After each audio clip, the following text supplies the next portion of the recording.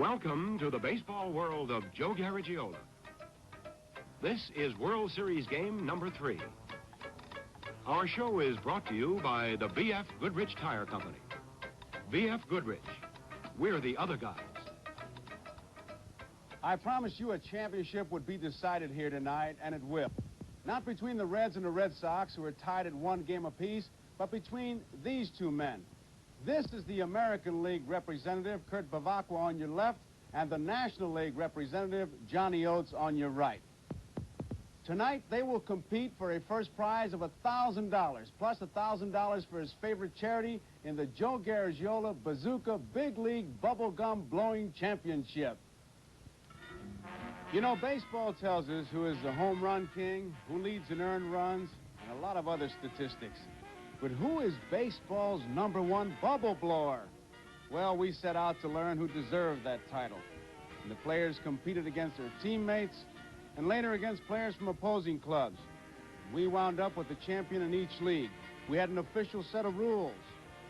And the bubbles were accurately measured by specially built calipers.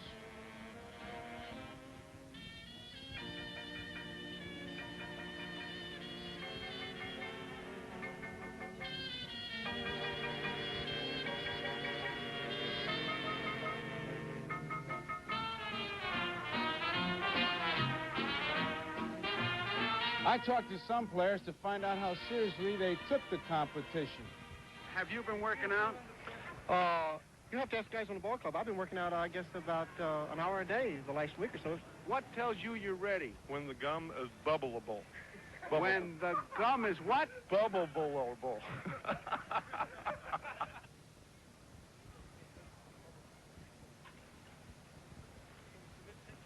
it's ridiculous. I'm in a slump. Do you figure you hit your slump or you peaked too early? I think I peaked too early. You peaked too early. Although still a young man, Dodgers pitcher Andy Messersmith is one of the legends of bubble blowing. And he's retiring from competition. We wanted to know why. Well, I started young, and I had about a 10-year stand where I was undefeated, and I just kind of said if I was ever going to be defeated, I think that was going to be my last match. And last year, I think the pressure got to me a little bit, and I lost the one to Yeager, and I figured that was 10 years a long time. Was there family pressure? Yeah, my mom was a little disappointed last year. She's she's the competitor of the family, and she wouldn't talk to me for a couple weeks after I lost that last tournament, so I feel a little bit, but we've talked it out, and last Christmas we had to get together, and she even talked to me, so it was all right. I think they've accepted the fact that I've retired. Now that we've heard from an old champion, it's time to watch and see who the new one will be. And we'll do that right after this. Welcome to the championship. Kurt Bevacqua, the American League champion, on my right. John Oates of the National League on my left.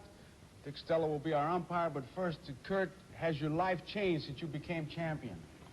Oh, maybe a little bit, Joe. It's just that I feel like an old Western gunfighter now. Every 6-year-old kid in the United States is writing letters to challenge me. Challenging, huh? John, how about you? Did you lose any sleep? Well, you know, Joe, before all ball games or big ball games, you have a natural tendency to lose some sleep, and, you know, last night was no exception for me. I had a couple of hours of hard times, but I feel good. Does your lip quiver when you get nervous? A little bit. A little bit. You know, don't we all? Kurt, how about you? You got any advice for the kids? Well, I think you just have to be yourself. Just don't try to imitate any of us or any other Major League ball player. Just, you know, get a style of blowing bubbles your own and stick with it. John, were you surprised to get this far? Well, the only thing I wanted was a chance, and Philadelphia gave me the gum to give me the chance, and here I am. That's the way they feel. And our National League umpire, Dick Stella, was here, and here are the rules. Maximum gum available to each contestant, 5 packages. No mechanical devices or additives permitted. Warm-up time, 1 hour. You both had the 1 hour time, right? Okay? Each contestant gets 3 tries. Measurement to be taken on signal from the contestant who is responsible for maintaining the bubble. What's going to be your signal? I'm going to go. Right. What's your signal? Just a point. Point. John, this is a National League ballpark. You bat last. Kurt, you're up, okay? So, go.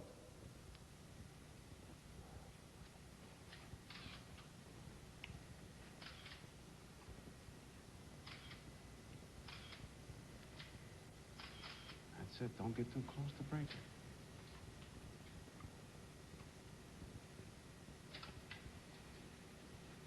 Hasn't pointed yet. This may not be official.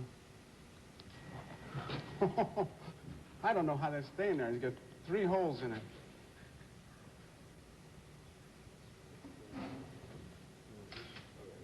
That's it. How much you got? 13. You gotta be kidding me.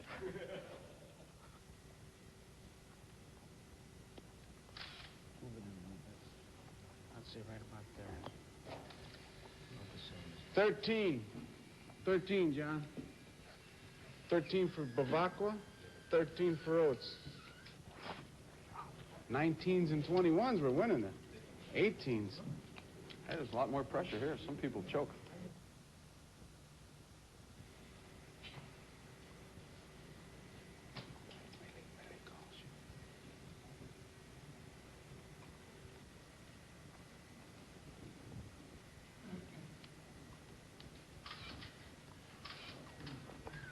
A beauty. How much? How much? 18. 18 plus. Maybe 18 and a... What do you figure? You got good eyes, I think. 18 and 1/4. 18 and 1/4. 18 and 1/4 for Bavacqua. How you? That was a beauty. It's all right. We'll get it, John. We'll get it. Just take your time. There's $1,000 riding on this. I don't want to put any pressure on you. Hmm?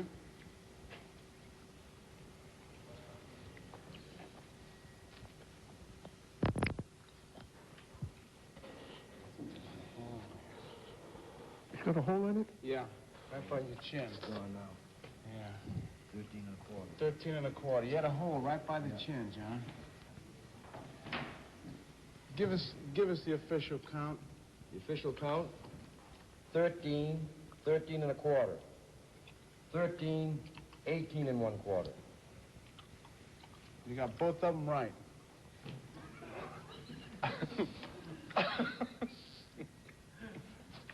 This is the championship now. You're down to one last one.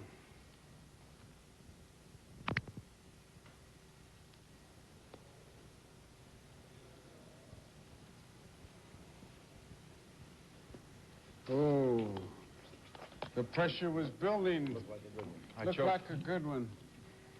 Every kid in America is going to challenge both of you guys on the same night. Might win.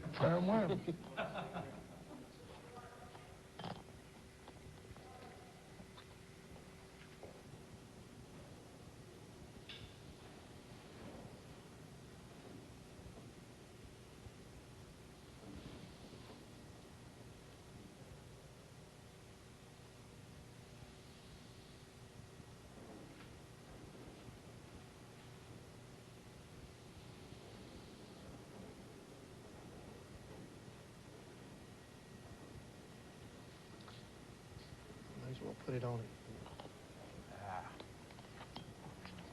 This is it, John. You want it measured. It's your third try. Third try. Get it away, Dick. Yep. 14 and a half. 14 and what? About 14 and a half. 14 and a half. Well, Johnny Oates is our runner-up, and Kurt Bavacqua is our winner. And now to make the presentation, here is the president of Topps Chewing Gum, Joel Shorin. And Joel, I know you got something here for Johnny Oates. Johnny, good work. Your young fans are proud of you. Better luck next year. Thank you very much. And here's the winner. Congratulations.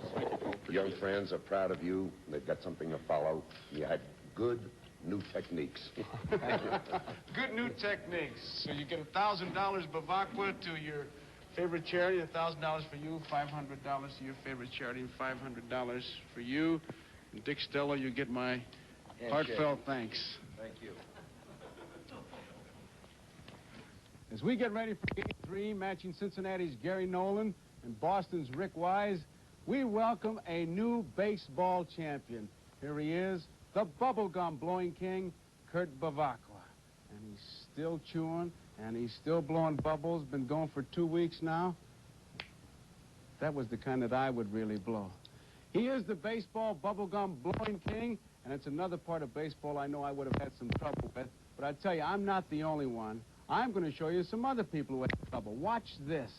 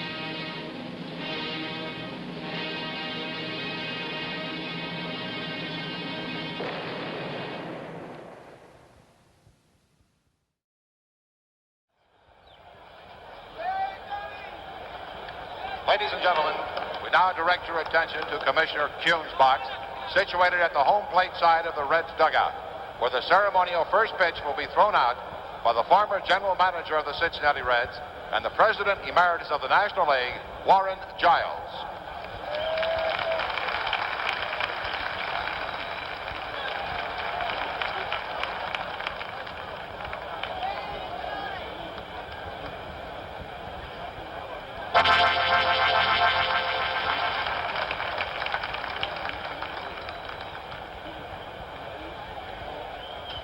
Johnny Bench shaking hands with Warren Giles. There's the Commissioner, Bowie Kuhn, and the man in the gray suit is Julian Goodman, the chairman of the board of the National Broadcasting Company. Bill Salatich of the President Gillette right alongside of him. They got pretty good seats tonight. Joe Cronin, who received a standing ovation in Boston with his wife Mildred.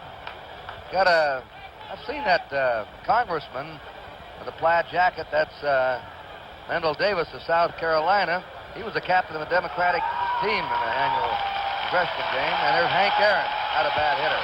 Henry Aaron sitting here tonight in the commissioner's box enjoying the ball game. Baseball's all-time great hitter. The Reds go on the field getting a roar, as they should. They had a club record this year, 108 games, breaking an old mark of the 1970 team. And also, they had the best road record in the history of the National League this year. Home record, winning 64 and losing just 17. They are really hard to beat here. On the other hand, the Red Sox had the best road record in the American League, winning 48 and losing just 31. Gary Nolan, he was washed up. One man saved him. That was the president of the Cincinnati Reds, Bob Housen. He didn't pitch the year before last, then last year again. Finally, they decided to operate on him, Tony. He had a calcium spur removed by Dr. Job, the Dodger orthopedic man, in back of his right shoulder, and he came back to win 15 games. Quite a comeback. Was in the minor leagues last year, did not have a decision. Sparky Anderson, his manager, we talked to him before the ball game. We asked him to tell us a little bit about Gary Nolan, his starting pitcher for game number 3 in Cincinnati.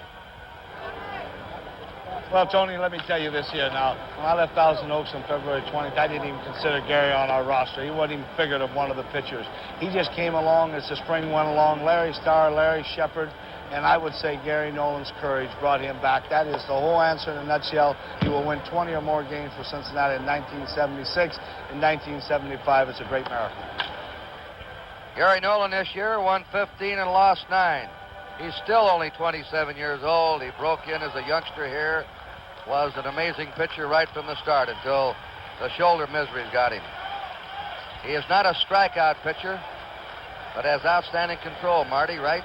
Certainly does, Kurt. He walked only 29 batters during the course of the year, and 5 of those walks were intentional walks. He's on the black outside and on the black inside. All right. In other words, he hits those corners and moves that ball around. He's facing Cecil Cooper, who loves to go after that first pitch in a fastball, and he ripped the foul back out of play. Cooper's had 1 hit and 8 times up so far. He's had 1 RBI. It'll be Cooper, Doyle, Yastrzemski. 3 left-handers in a row for the Red Sox facing a right-hander. The outfield is around toward right for Cooper. He's a full hitter. He hits a curveball down to first. Perez has it. The race to the bag, and there's one down. Here you'll notice the outfielders are going to be playing deeper. And in Fenway Park, well, one reason, of course, the wind was blowing in Fenway Park.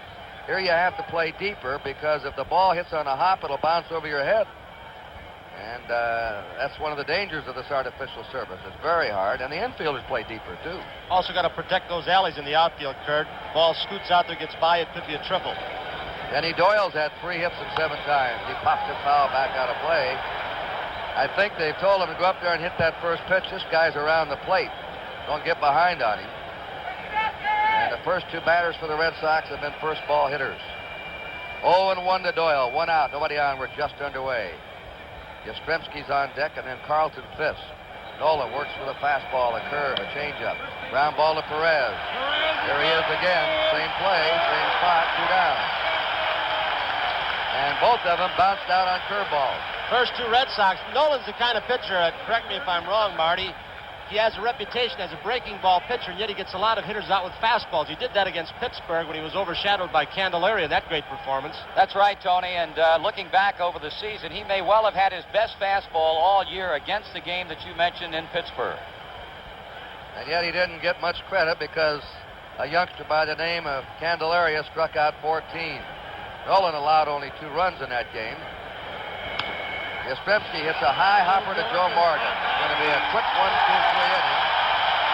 And the score at the end of the first half inning, 0-0. The Reds coming to bat.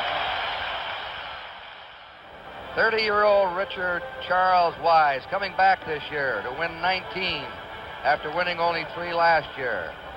And this ballpark is no stranger to him. In fact, he loves to pitch here. He's done very well. He has pitched a no-hit game against the Reds in this ballpark, and he's pitched a 1-hitter here. Wise has hit 8 career home runs.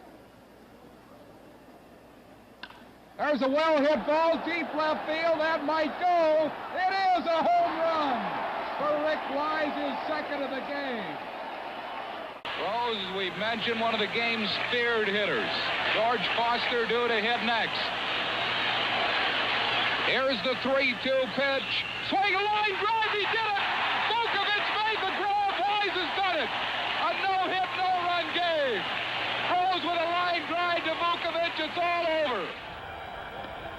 And the first man he faces, Pete Rose, was talking about that no-hit game. That was back in '71 on June 23rd, and Rose said, man, he never should have had a no-hitter. The first ball up, I beat out to the shortstop. The next 2, I lined out. But he said he came up with the no-hitter, and I'll give him credit. He had 2 home runs in that game, winning 4-0. Rick Wise pitched a week ago. He won the final game of the American League playoffs, beating Oakland. He was a winning pitcher. He had some problems late in the season, but he came back strong against the defending world champion, the A's. He was traded by the Cardinals along with outfielder Bernie Carbo for outfielder Reggie Smith and pitcher Ken Tatum after the '73 season. Pete Rose is 2 out of 8. Rose, Griffey, and Morgan, they've changed the batting order. They've moved Griffey up to number 2 to get his speed up there along with Morgan. Morgan will drop from 2 to 3. Wise is primarily a fastball slider. He throws a lot of high stuff. He's not a ground ball pitcher. The first pitch is high to Rose, a ball. Pete Rose, will he get those 3,000 hits? I wouldn't doubt it. He has over 2,500 now. Takes great care of himself. Durable. He should have 3 or 4 more years. A ground ball to Doyle. The Red Sox second baseman puts him away, and there's 1 down. This telecast is presented by authority of Major League Baseball. Is intended solely for the private, non-commercial use of our audience. Any publication, reproduction, retransmission, or other use of the pictures, descriptions, and accounts of this game without the express written consent of the Commissioner of Baseball is prohibited. Major League Baseball has the right of approval of the announcers for this event. Now we can play ball. Ken Griffey up. Griffey, 2 out of 7. 1 RBI. He got a big one. A big RBI for the Reds to give them a split in Boston. Well hit to left center. It's in there. A run will score. It goes to the wall. Picked up by Lynn. Double. And it's Reds 3, Red Sox 2. 1 out, nobody on. We have a full count to Ken Griffey. Griffey's plate is right now a pull hitter about 2 steps to right. Petroselli's backed up on a 3-2 count. Burleson's in a couple of steps, so against the speed of Griffey. Pounding ball to second baseman Doyle.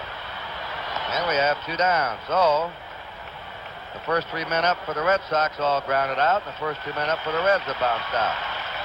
Here's little Joe Morgan. He's had 2 hits in 7 times.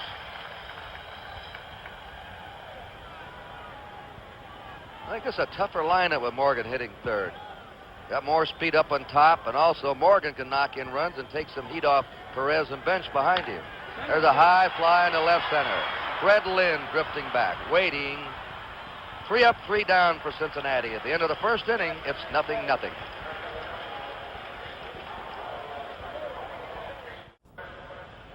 They had 500,000 ticket applications for the World Series here in Cincinnati, about the same in Boston. 2 truly outstanding baseball franchises. Not just city teams, but area teams. They come from Kentucky, Ohio. We saw all the license plates around all over the Midwest here to watch this club. And up in Boston, it's a New England team. Indiana, West Virginia, big fans also of the Reds. Carlton Fisk looked at a strike, and Nolan's in that strike zone with that first pitch. Fisk has had 1 hit in 6 times. He's knocked in 2 runs. Lynn, a left-hander on deck, and then Petroselli. That's the curveball of Gary Nolan. Nolan's been an outstanding pitcher for the Reds, but he's not had much luck in the World Series. He's made 4 previous World Series starts, no wins, 2 losses, and a high earned run average of 5.40. There's a blast deep left. Forget about it. It's gone. A home run for Carlton Fisk.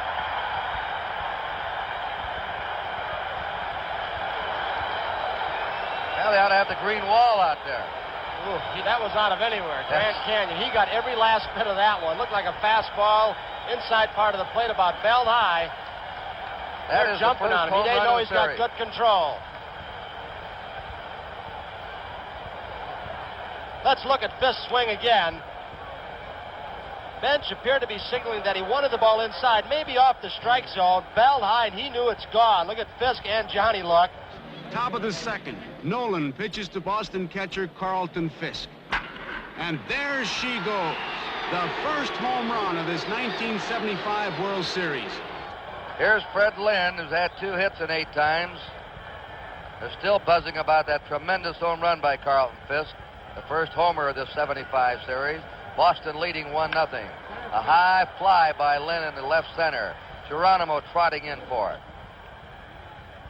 1 away. So in the first inning, Boston hit the ball on the ground. Second inning, they're up in the air. Rico Petroselli, the leading hitter in this series, along with Rick Burleson. Each has had 4 hits in 7 times up. Petroselli is the RBI king, 3 RBIs. Neither club has really worn the ball out. There's a fastball for a call strike. 0-1. So little Perry Como drops behind on the count. 1-0, Boston. He hits a foul ball in back of the Red Sox dugout into the seats. Can he sing? No, he can't sing a lick. That's what we used to call him when he came up. 1 out, nobody on. 1-0 Red Sox. That pitch is high, a ball, 2 strikes to Rico Petroselli. A right-handed batter, Dwight Evans on deck. There's your defensive setup. And look at Concepcion over there in the hole, and Morgan shading second. With 2 strikes, David moved a couple of steps towards second. Curveball hit down in the hole. Base hit in the left field. Nolan hung a curve ahead on the count, 1-2. That's a 5th hit for Petroselli, Tony. Here's an example of what artificial surface can do. It just picks up speed, picks up an overspin on the graininess of this artificial surface. Ordinary grass, Concepcion might have had a shot. Johnny Bench and Sparky Anderson, I thought, gave us a couple of remarkable interviews in Boston last Sunday during the rain. They were very candid. strike. If you remember in the interview, Johnny Bench said artificial surface should help Boston because they hit a lot of balls in the ground. And we just saw Petrocelli ground that one through. Dwight Evans, 1 out of 6 in this series. 274 hitter for the season. Hits a fly ball twisting down the right field line. Griffey racing for it and makes the grab right up against the wall. He disappeared out of our view.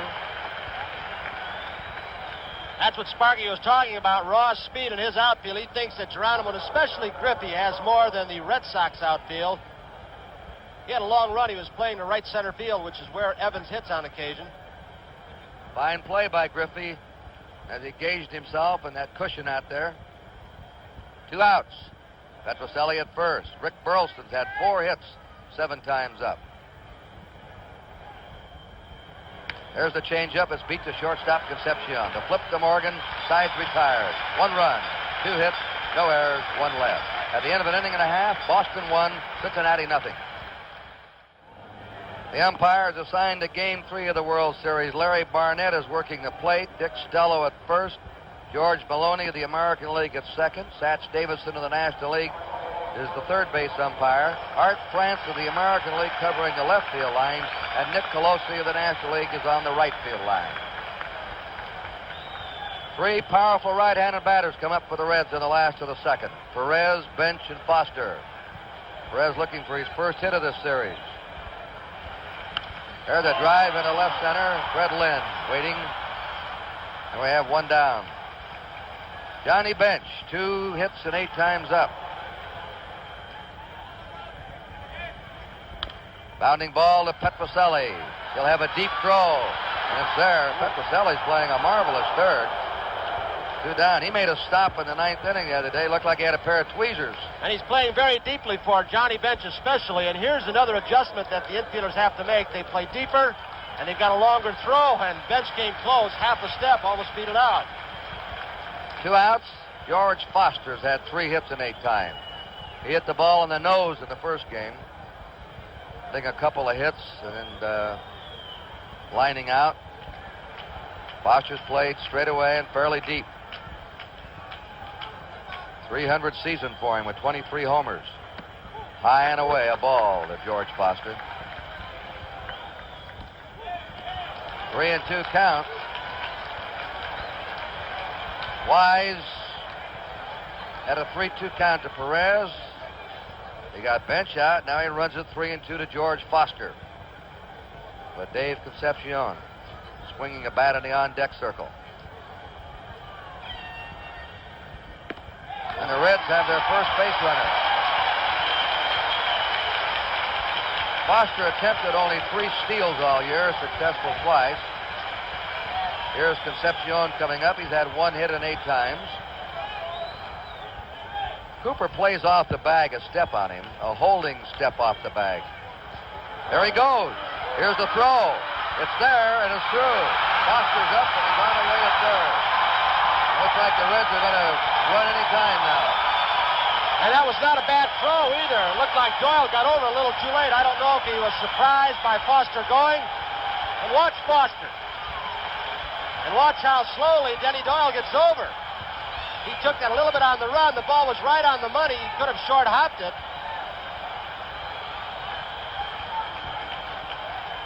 Foster winds up at third. Here it is again.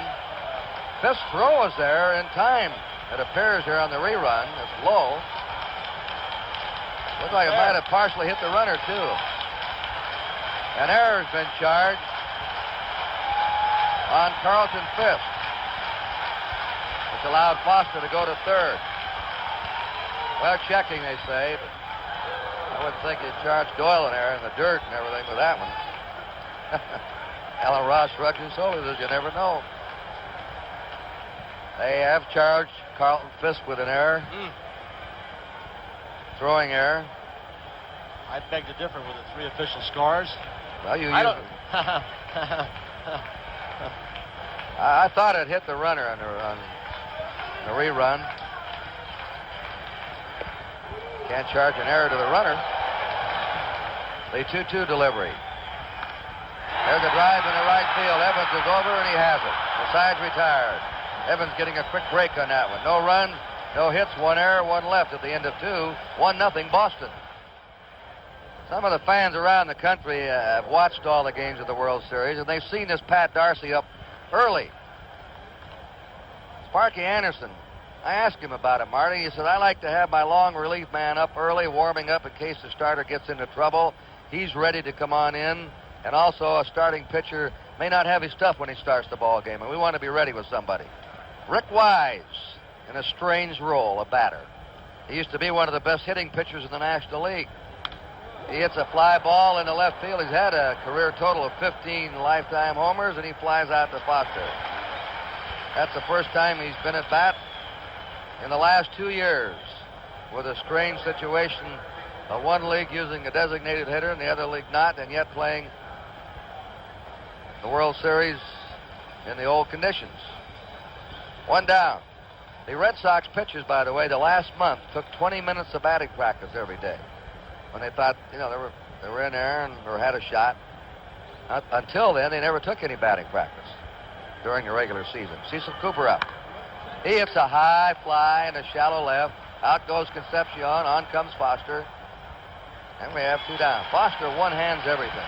Here, one of these years, I'd like to see the American League rebel and say, hey, listen, World Series time, you play our rules in our park.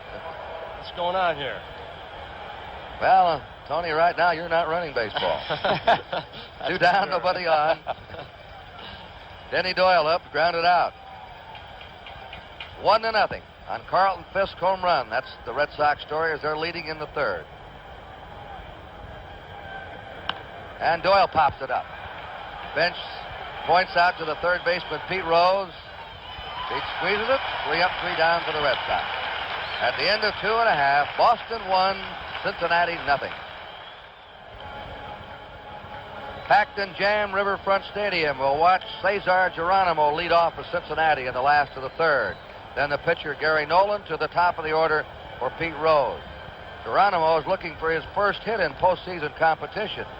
He went 0 for 10 against the Pirates, and he's 0 for 4 against the Red Sox pitching. Geronimo played as a pull hitter to right. Darrell Johnson, the Red Sox manager, and that's Eddie Popowski. We used to play with the house at David. When he was 19, couldn't grow a beard.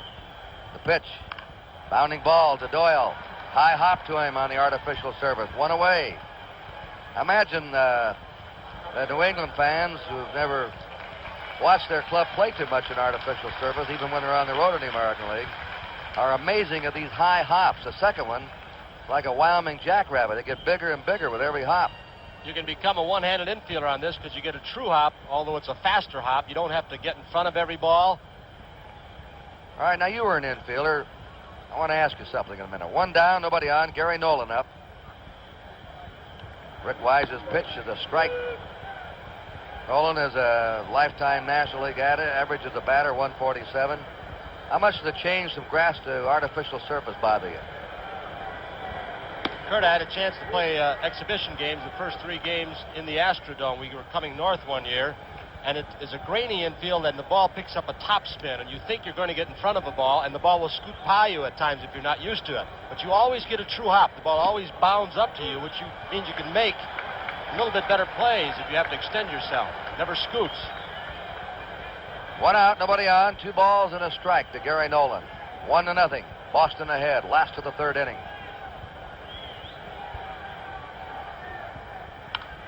There's a ground ball fielded by Cecil Cooper at first base. Cooper was playing toward the bag, or that one might have slipped into the right field corner. He figured Nolan to swing late. Here's Pete Rose up. Rose has quite a hobby. He has a videotape machine at home. And he came up to me tonight, Marty and Tony, around the batting cage and said, well, I got the tape of the first 2 games of the World Series now. Play it for my grandchildren. He tapes all sorts of sports events, films, and he taped for his home the first 2 games of the World Series in Boston. He'll tape the entire series at home. Pitch with a strike, 0-1. He's consistent both sides. He hit 323 right-handed, 315 left-handed. Pounding ball to Doyle again. Look out, bad hop. Doyle got the handle, though. And the Reds go quietly down, 1, 2, 3 in the last of the third. At the end of 3, it's 1-0 Boston. First time Carl Yastrzemski's played in Riverfront Stadium since 1970, and he enjoyed himself. This is against the A's, a 3-time American League batting champ. Back in 1970, Yastrzemski was the most valuable player of the All-Star game. He had 4 hits that night. But Yastrzemski was even more impressive at bat. He hit safely 4 out of 6 times and then ran bases like a madman.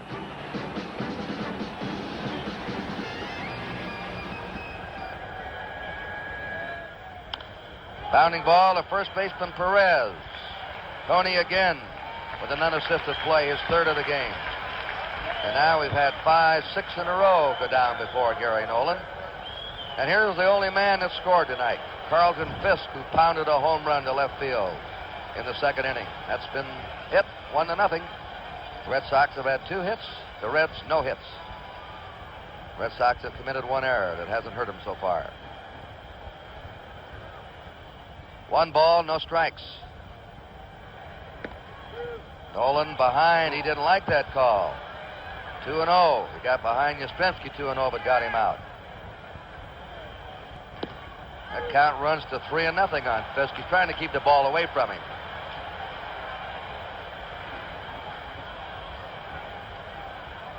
Daryl Johnson pretty good at letting his men pick his pitch. It wouldn't surprise me a bit if Fisk gets his pitch that he might go after it. He did, and he blasted foul deep down the left field line. He was letting him hit 3-0 in Boston with a short fence, but the wind coming in, and he gave Fisk the green light on 3-0. Good. I've heard it said of Daryl Johnson that he's a conservative manager as we look at him, but we've seen him do some things in the championship series and, of course, in the World Series, keeping his base runners going, playing very aggressively on the base paths. Burleson going after a 3-0 pitch. Johnson played in the '61 World Series for Cincinnati. Fisk is on with a walk. That's the first walk given up by Gary Nolan. Runner on first. Fisk runs well for a catcher. 1 out. Fred Lynn coming up. Lynn came up to USC as a pitcher. They converted him into an outfielder. They've just told Perez, get off the bag a step or two. This fella can line one down the right field line on you. And he hits it down the line, just foul. Foul by a foot, or else that might have been extra bases in the corner. 1 ball, 1 strike to Freddie Lynn. Fisk going back to first with 1 out, and the Red Sox ahead 1-0. Lynn, a very smart young hitter. He's learned a lot from Rod Dedeaux, his former coach, but he said his father taught him more, and he's trying to take advantage of that hole between Morgan and Perez. Pitch again, he lines it into right field for a base hit. Fisk is rounding second, heading for third. Griffey's throws coming in, cut off by Concepcion. Goes to first, and they get Lynn. Freddie Lynn slipped and fell down. He knew the cutoff was executed. He went around and thought if the ball was thrown over Concepcion's head, he would keep on going. And when he tried to stop on the artificial surface, his feet gave way. He fell down and couldn't get back. Well executed cutoff by the Reds. The Red Sox made some costly mistakes on the base of Sunday. Here it is, Kurt. Ken Griffey with a fine arm, and as Tony said, he almost overthrew Concepcion, and Lynn slipping as he rounded first base. A quick throw to Tony Perez, and even though the out call by first base umpire Dick Stello, the Boston first base coach, Johnny Pesky, really a little bit upset about the call. The Red Sox made some base running mistakes Sunday. They would have had runners on first and third, 1 out. Now it's 2 down. Fisk at third and Petrocelli up. Petrocelli singled his first time. So it's 1 run, 3 hits for the Red Sox. No runs, no hits for the Reds. We're in the top of the 4th inning. Curveball's hit up the middle. Morgan backhanding the ball, makes the play. Great play. Joe Morgan saved the run with that one. No run. 1 hit, 1 left. We'll have a rerun of that play. The score, 1-0 Boston. He plants that right foot. A lot of times an infielder will slide going to his right on the dirt, but you can't do it on artificial surface. You've got to break yourself to a halt. He did it so well. He is as proud of that glove of his as anything in baseball, I think. Well, he saved a run with that stop up the middle and back a second. And the Reds come up in the last of the fourth, trailing 1-0 with Griffey, Morgan, and Perez the batters. Griffey grounded out to second his first time. There's a high fly in the left center. Lynn drawing a beat on it. 1 down. Fred Lynn's had 3 putouts so far.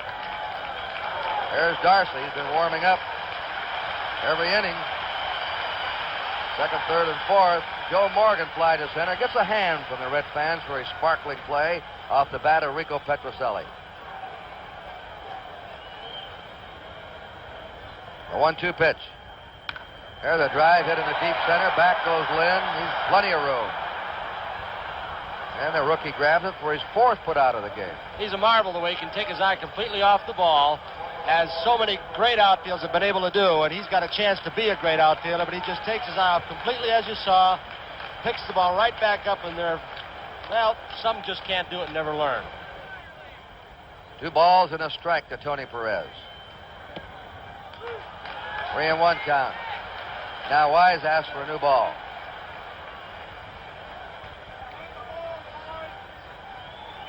Bench watching Wise intently. 3-1 pitch. He walked him. That's the second walk given up by Wise.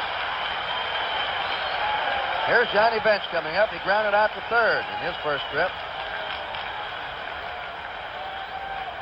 Perez attempted only 3 steals this year. Successful 1.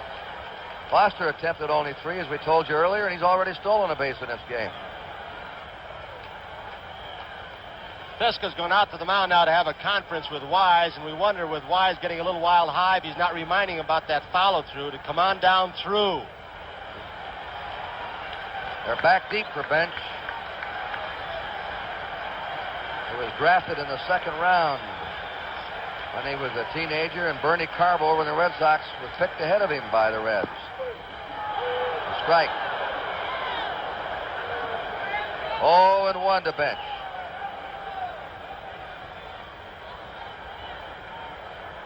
Bench is a great ambassador for the game. He's very personable, gracious to fans all over. There goes the runner. The throw down. And he's out. Safe. Perez steals. Tony Perez, only 1 steal this year. George Foster, 2 steals, are both stolen tonight. No chance for Fisk. He might have got him had he made a perfect control, but Cooper was playing back of him. And there he goes, and you haven't seen that too often, have you, Marty? I'll tell you, it's very, very surprising, Tony. You expect to see the likes of Griffey and Concepcion and Morgan and people like that, but certainly not Tony Perez. That was sort of a delayed steal. I think he caught Fisk by surprise. And they're roaring here. They were the unlikely sight of Tony Perez stealing second. 2 down. That wakes the Red fans up. And Bench hits a drive deep to left. Going, gone.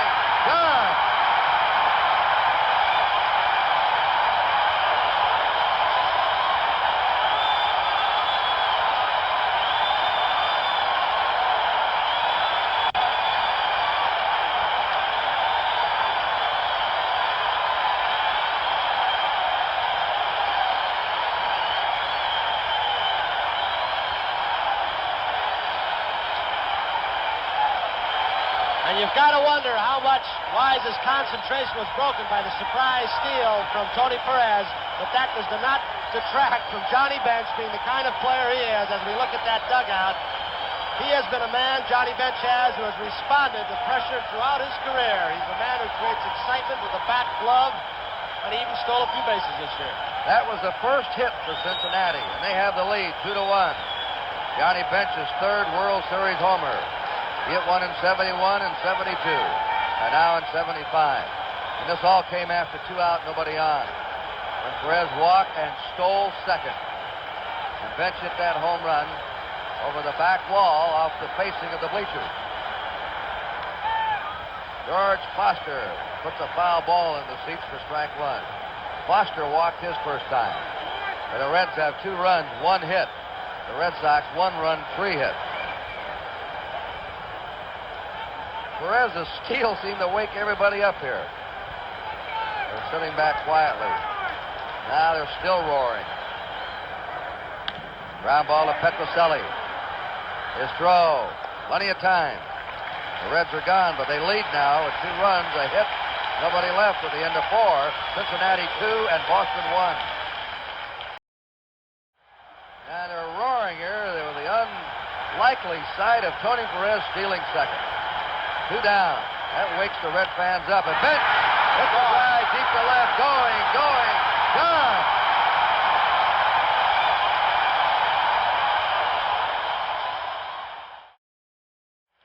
The preceding announcement was furnished to the public service by Major League Baseball.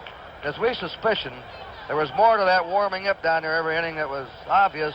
Evidently, Gary Nolan's arm or shoulders tightened up on him, and Pat Darcy's come on now to pitch for the Reds in the 5th. He's facing Dwight Evans. First pitch to him's a ball. Well, Gary Nolan went 4 innings. He can get no decision here. He didn't pitch the 5 innings. They left the game ahead. He allowed 1 run, 3 hits. He walked 1. He had no strikeouts. Darcy won 11 and lost 5 this year. 25 years old, born in Troy, Ohio.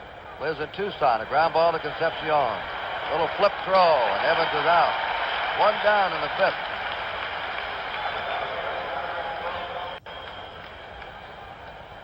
Nolan was forced to leave the game because of stiffness in his neck.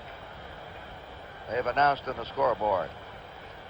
He must have told his manager about it in the 2nd inning, and that's why they had Darcy ready, in case they kept stiffening up on him.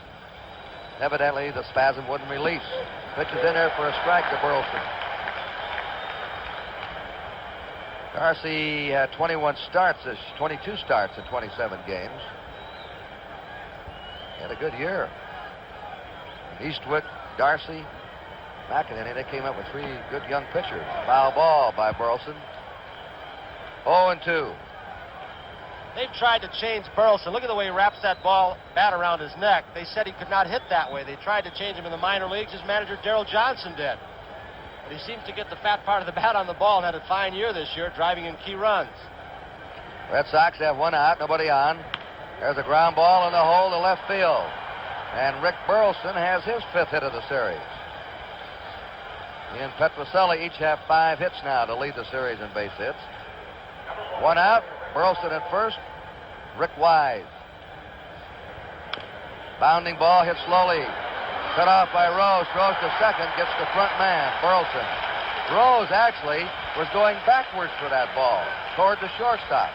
I think Rose considers that his best play. He says he has a lot of range to his left, and he proves it right here, cutting in front of Dave, that that ball had 1 more hop to Concepcion. It may have been a tough play at second base as Burleson got a good jump.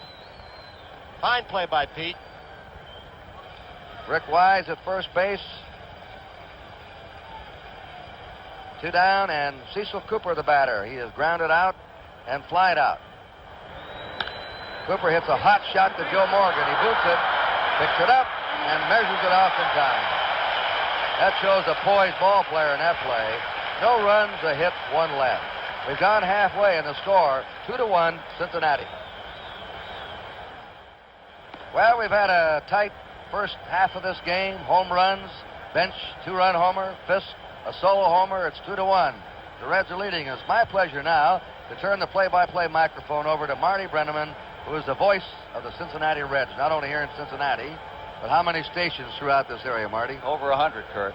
You got a bigger network than we have. Let's go. Hello again, everybody, as we go back to baseball action here in the 3rd game of the 1975 World Series. And for the Boston Red Sox, or rather Cincinnati, here in the bottom of the 5th inning, it'll be the bottom 3rd of the batting order. Davy Concepcion, Cesar Geronimo, and pitcher Pat Darcy. Rick Wise, who pitched 3 innings, 3+ innings of no-hit baseball before giving up a 2-out walk in the last inning to Tony Perez, then the stolen base, and then the first Cincinnati hit. A Johnny Bench home run to left field to give the Reds their present 2-1 lead. Davey is 0 for 1 at a fly ball to right field his first time up. 1 for 9 so far in this 1975 World Series. This young man has as his goal to be the best Venezuelan shortstop in the history of Major League Baseball. And well, you're talking about Tony Chico Carrasquel and Louis Aparicio as forerunners. Talk about Aparicio, you're talking about something. First pitch on the inside part of the plate for a taken strike. Concepcion questioning plate umpire Larry Barnett about that pitch. And I closed out the season very, very strong. In fact, he had 340 the final month of the year and closed out the year with a 9-game hitting streak. He hits one a ton back into left center field. Looking up is Yastrzemski. It's gone. A home run.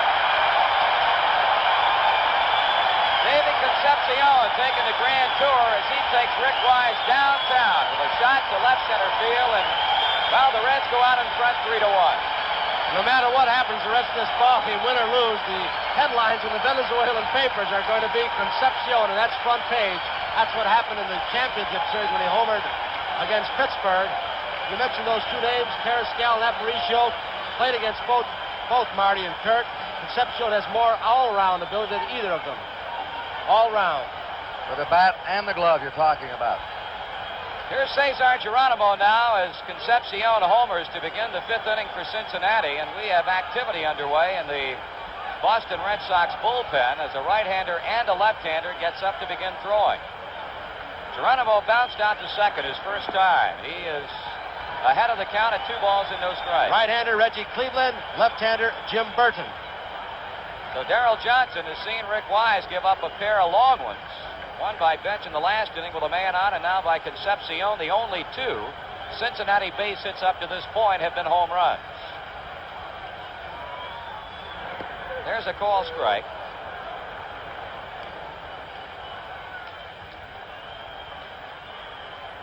Wise needs a strike. Geronimo a pitch away from a walk. He swings. He hits one back into deep right field.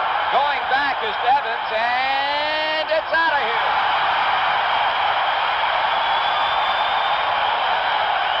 Well, Kurt and Tony, Cincinnati putting on a long ball exhibition here as they have had 3 hits off Rick Wise, and all of them home runs. And what great contributions the Latin American ball players have made to this club. Bench hit a home run today, but it was Perez who stole second base. May have rattled Wise. Concepcion and Geronimo with home runs. Darrell Johnson. Well, in Boston, Sparky Anderson during that rain time said, "We've had a kiddie car running around here, not the big red machine. And you can't win with a half run a game, but we're going to get going and swing that bat. You don't win 108 games and hit the ball like the Reds did in Boston. They have shown tonight how they can swing the bat." Well, surprisingly, Darrell Johnson has elected to leave Rick Wise in the ball game, although he keeps the 2 pitchers warming up down in the Boston bullpen. Jim Burton, the left-hander, Reggie Cleveland, the right-hander. So back-to-back home runs in the Cincinnati 5th inning by Davey Concepcion and Cesar Geronimo, the 7 and 8 batters in the Reds lineup. Here's Darcy up for the first time. He takes a healthy cut and does not get it. Those are not ordinary 7 and 8 batters, and you know it, Marty. I'll agree with that, Joe. Pat Darcy up for his first time. He came on in relief of Gary Nolan, and quickly behind to Rick Wise as pitcher faces pitcher, 2 strikes. There's strike 3 call as Larry Barnett emphatically calls Pat Darcy out on strikes, and that's the first of the game for Rick Wise. Rick Wise is facing a dubious record that I know he doesn't want to tie. The record for the most home runs allowed by a pitcher in a World Series game is 4. Charlie Root gave up 4 in 32 for the Cubs. Gene Thompson for the Reds in 39, and Dick Hughes with the Cards in 1967. Wise has allowed 3 in this game. Here's a man they refer to as Charlie Hustle. Pete Rose up for the 3rd time, and he bluffs a bunt, and it's strike 1 to him as he turns around and comes back questioning Larry Barnett. The Red Sox have out-hit the Reds 4-3, but the Reds have had 3 homers. 2-run shot in the 4th by Perez, and Bench, and back-to-back homers in the 5th inning by Concepcion and Geronimo. Strike 2 is called to Rose. 7 times in World Series competition, back-to-back home runs. Maybe Tony was involved. Not me, boy. Well, the crowd getting on Rick Wise a little bit. Things not going at all well for him as he drops a throwback from Carlton Fisk. Throws it a hold and holding it 2 strikes. On deck for Cincinnati is right fielder Ken Griffey.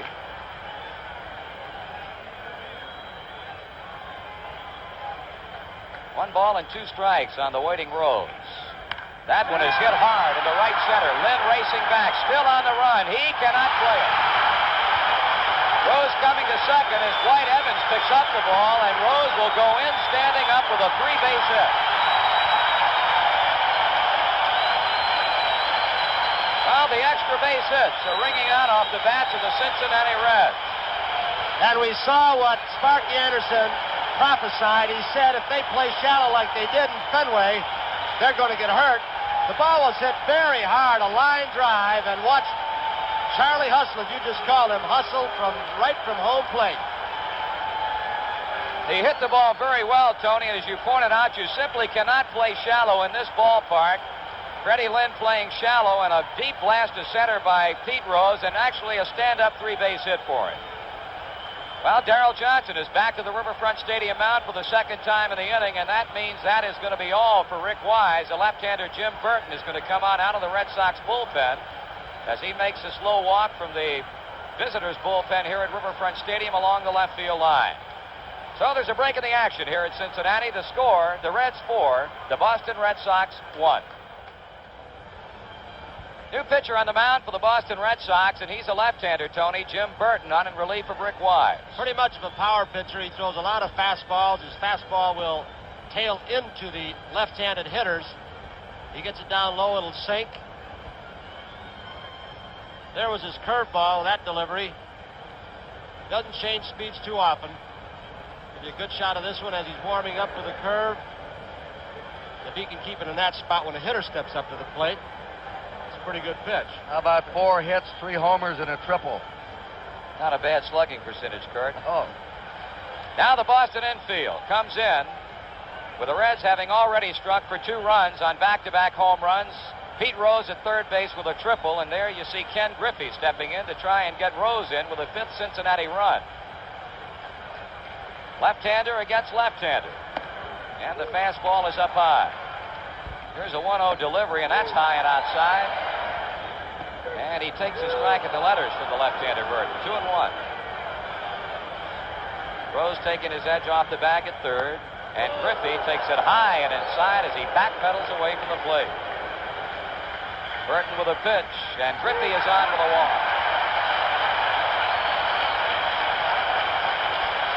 Tony, you talked about Sparky Anderson maybe giving Joe Morgan a bit of information concerning Jim Burton. And these 2 clubs, of course, scouted each other well. Ray Shore for Cincinnati, the Red Super Scout Frank Malzone, Eddie Casco, both seeing Cincinnati and a whole lot of them during the last month or so of the season.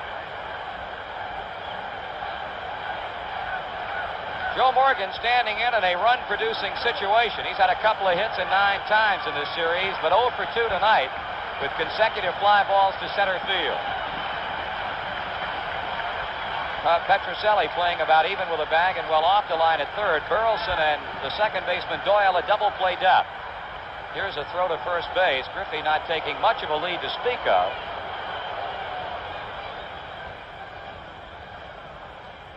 Good close-up shot of the young rookie left-hander Jim Burton for Boston.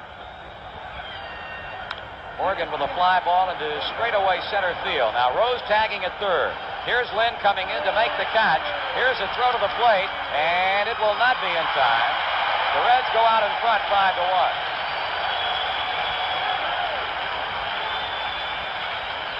Sacrifice fly for Joe Morgan as he picks up his first RBI in the 1975 World Series. The Reds now lead by 4 runs. Here's Tony Perez, who really seemed to provide the momentum for the Reds back in the last inning after drawing a 2-out walk, surprisingly stealing second base and scoring ahead of Johnny Bench on Bench's home run.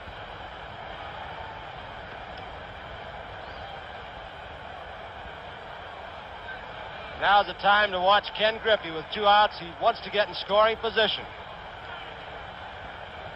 Absolutely, Tony. You may well see him running. There he goes. High pitch. Down to second. No. The Reds are running and running at will right now in the Boston Red Sox. And with that stolen base, it's just no contest for Carlton Fisk. Griffey with a great jump and great speed. Carlton has no chance at all. This is their third stolen base. Perez, Foster, and now Griffey. 3 stolen bases already, and Darrell Johnson's gone out to the mound. Tony, correct me if I'm wrong, but that did not appear to be a good pitch for Fisk to throw on. It looked like an off-speed pitch. Looked like a hard breaking ball. It was up in the strike zone, which is what a catcher prefers. It wasn't a good, no matter what he threw in that situation, it was just a great speed and a great jump by Griffey. He wasn't going to get thrown out. Well, the Red Sox are changing pitchers for the second time in the inning, so there's a break in the action here at Cincinnati with a score, Reds 5, Boston 1. And the Reds with 2 in the 4th, 3 in the 5th. Running wild now on the bases. Bring a right-hander in Cleveland to face Tony Perez. Reggie Cleveland inheriting a count from the departed Jim Burton, 1-0, the pitch that Ken Griffey stole second base on. 13-game winner for the Red Sox during the 1975 regular season. 2 balls and no strikes to Perez. Cleveland might have been the most consistent pitcher on the Red Sox staff. From the end of July on through the season, he was about 10 wins, 3 losses. And Lott thought he would start the second game in Fenway Park because of his good championship series performance.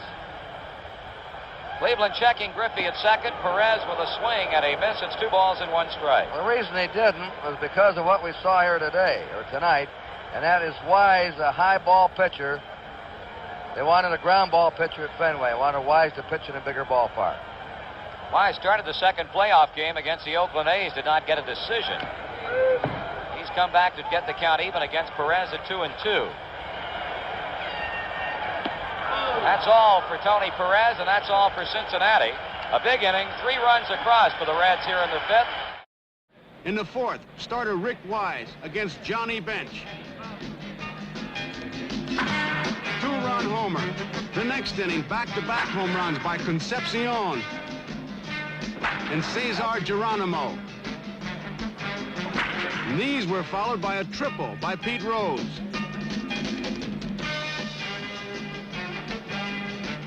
And watch him run. Rose says he always gives 110%, and it shows. Rose scores on Joe Morgan's sacrifice fly, and the Reds lead 5-1. Kenny Doyle will open up the Boston Red Sox 6th inning, and the Red Sox, well, they're down by 4 runs. In this, the 3rd game of the World Series and the first of 3 straight nights of World Series action here in Cincinnati's Riverfront Stadium. Pat Darcy misses with a first pitch down low. And so far, the Red Sox first 3 batters in the lineup have not reached base. That's right, Kurt. Cooper 0 for 3, Doyle 0 for 2 as he pops it foul, third base side. Rose and Concepcion, and Pete Rose cruises it for the out. It has been tough all year long, and it will be tough again today for a team to come from behind with that great bullpen that Cincinnati has. And, of course, Sparky uses it. He doesn't waste any time. None whatsoever. And this is the first World Series appearance, of course, for right-hander Pat Darcy. Reds were almost invincible in this ballpark, winning 64 and losing only 17. That's not counting the wins that they had here against the Pittsburgh Pirates 2 straight in the National League Championship Series. 2 balls and no strikes, a count on the left fielder Carl Yastrzemski. He's 0 for 2 and has hit ground balls both times, once to Morgan and once to Tony Perez. Yastrzemski now 2 for 9 in the World Series. Waiting Pat Darcy out as he comes with a fastball that goes to 3-0. Darcy has not worked in a game since the 27th of September, and then only 2/3 of an inning in relief. Yaz is on with a 1-out walk. That ought to be enough for Sparky to get somebody going. Well, I'll tell you, Tony and Kurt. You're right. You're right, absolutely there goes right. The warm-up action. Yastrzemski gets a walk. Clay Carroll goes down to the Reds bullpen to begin throwing for what will be the second time tonight. I don't blame him with the job that he got from his 2 veterans, Carroll and Bourbon, and the 2 kids, Eastwick and McEnany. Fisk has been on both times. The home run in the second, then he drew a walk from Gary Nolan in the 4th inning. The Reds infield looks for the ground ball with 1 out and 1 on. And Darcy having trouble finding the strike zone. There's another walk as he's given up back-to-backers to Yastrzemski and Fisk. Kurt, I don't know that there's been a rookie for many, many years that has so dominated a league as Fred Lynn. Of course, Jim Rice also. Rice came strong the last 2 months. That one a bouncer that gets by Johnny Bench, and both runners will advance.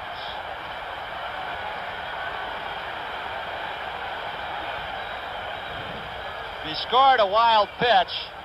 No chance. Johnny got down, tried to keep it in front, but the ball bounced way out in front, and when you get a breaking ball, it takes a little bit spin and sometimes bounces away. Well, a big meeting on the mound right now. Pat Darcy, joined there by Joe Morgan and shortstop Davey Concepcion as they talk it over. This has been all Darcy's doing with the 2 walks and now a wild pitch. Red Sox trailing by 4 runs, but a base hit here from Freddie Lynn could get him to within striking distance again. He went after a high pitch and hits it very high into left center. Foster, Geronimo, it's going to be Foster. Here's a tag at third. Here's a throw to the plate, and it'll not be in time, and the Red Sox are on the board for the second time tonight. I was surprised that Foster took it. There was plenty of time for Geronimo, who has the superior throwing arm, to come over and get in position, but Foster apparently waved him off. They have rated the 2 best throwing arms in this series, Geronimo and Evans.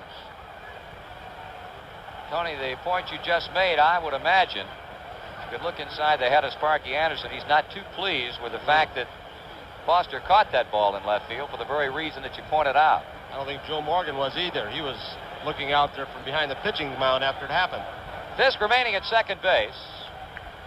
Here's Petrocelli, and again, Darcy throws one into the dirt.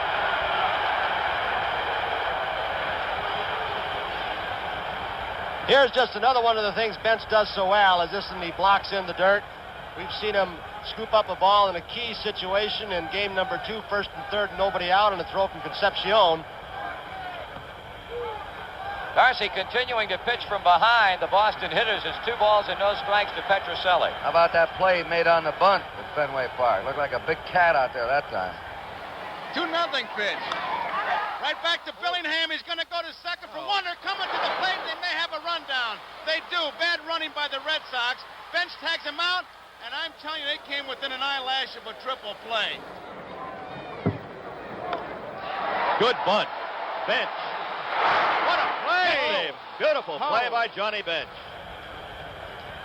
Pat Darcy, the man who stands to gain the win in this game, and that Gary Nolan, the starter, went only 4 innings.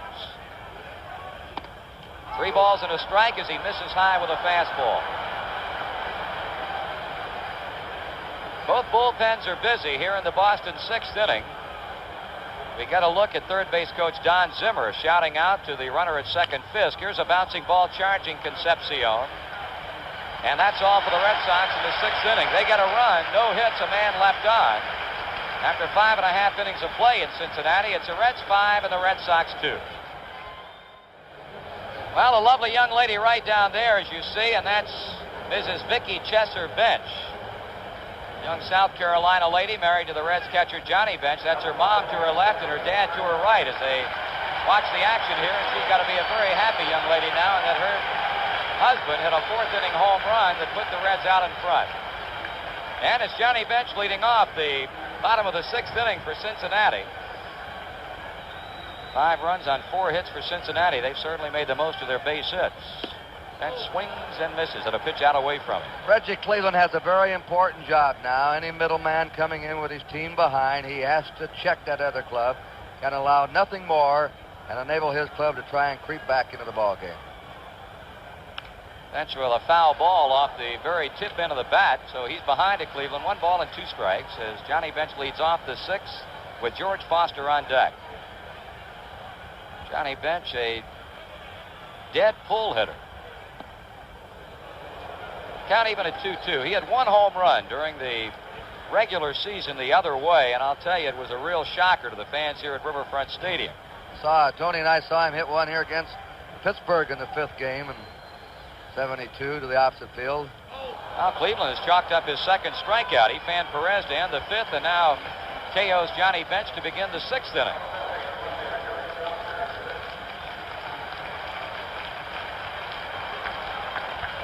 One away, and here's George Foster. He walked his first time up and then bounced out to Petrocelli at 3rd in the 4th inning.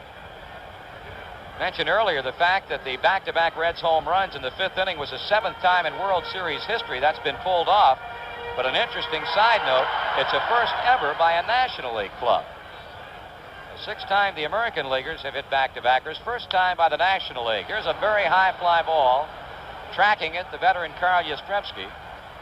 And they're 2 down quickly.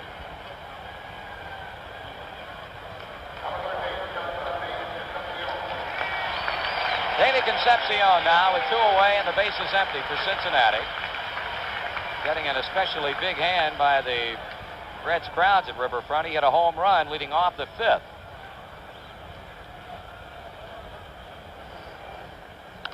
Check swing foul. Reggie Cleveland throwing strikes. He's jumped out in front 2 strikes on Dave Concepcion. I'll tell you one thing about Sparky. John Ralston's the Dale Carnegie of pro football. Sparky is Mr. Positive of baseball. I guess you have the kind of club he has, you can afford to be that way. Yes, sir. Seems to be a bit more relaxed right now. That's his favorite seat. When the Reds are hitting, he sits next to Ted Kluszewski. And when the Reds are in the field, he moves over near his pitching coach, Larry Shepard. Ground ball the other way, scooped up by Cooper. He taps the bag, and the Reds are meekly out 1-2-3 in their half of the 6th inning here. 3 up, 3 down at the end of 6. Reds over the Red Sox, 5-2. Well, we have World Series game number 7. We'll have a baseball-football doubleheader this coming Sunday. Coverage beginning at 12:30 with a baseball world of Joe Garagiola, followed by the World Series game 7 from Boston, and then at 4 o'clock by 3 regional NFL football games. The highlight game of the day would be Oakland right here against the Cincinnati Bengals in Cincinnati. The World Series is completed. We'd have an NFL doubleheader. We'll tell you more about it. Right now, again, Marty Brenneman. Thank you, Kurt. Here's Dwight Evans leading off the 7th for Boston, and the first pitch misses from Pat Darcy. And, well, we've got activity in both bullpens. For the Boston Red Sox, that's right-hander Jim Willoughby throwing. Swung on, a bouncing ball up the middle. Concepcion cannot get it. That is hit number 5 for the Boston Red Sox. Evans quickly coming back into first base as the throw goes that way. Here's Evans going nicely with the pitch. Concepcion was playing him a little bit up the middle. Another one of those. We've repeated it before. An artificial surface. Scoots right on by him. That'll bring up Rick Burleson and Sparky Anderson on his way to the mound, and before he ever reaches the first base foul line, he signals that he wants a right-hander, Clay Carroll. Bernie Carbo has moved to the on-deck circle. He's going to be the pinch hitter for the pitcher, Reggie Cleveland. And, well, we're witnessing a game here tonight where we're seeing both managers go to their bullpens and go to them frequently. The Red Sox have used Wise, Burton, and Cleveland. We'll be seeing another new Boston pitcher when the Reds bat in the 7th, and now right-hander Clay Carroll, known as a Hawk here in Cincinnati, becomes the 3rd pitcher for the men of Sparky Anderson. Captain Hook's gone to work. That's what he's known around here as. We look at Clay Carroll from all angles. He's pretty much of a power pitcher. He has served mostly in relief up here in Cincinnati, although he has been a starter in some trouble times. Good sinking fastball, hard slider. He can come in and throw strikes, get you the ground balls, and occasionally the strikeout. Here now in slow motion, Clay Carroll from 4 angles. Harry Coyle, our director, who's been in almost every World Series, working hard to get all these different angles for you. Since 1903? Oh, 1903. Did they televise back then? If they did, Harry was here. Clay Carroll ready to go to work now on Rick Burleson, and he gets the first pitch over for a taken strike. This is 2nd game of this 1975 World Series. He did not record an out, and coming on in relief of Don Gullett in Game 1 Saturday at Fenway Park. And his 11th appearance lifetime in series competition. He's 0-2 with Burleson, and again Bernie Carbo in the on-deck circle to bat for pitcher Reggie Cleveland. And with those left-handers coming up, Carbo followed by Cooper, Doyle, and Yastrzemski. The Reds have McEnany, their left-handed reliever, warming up. Swung on. That could be 2. Morgan, Concepcion, Perez.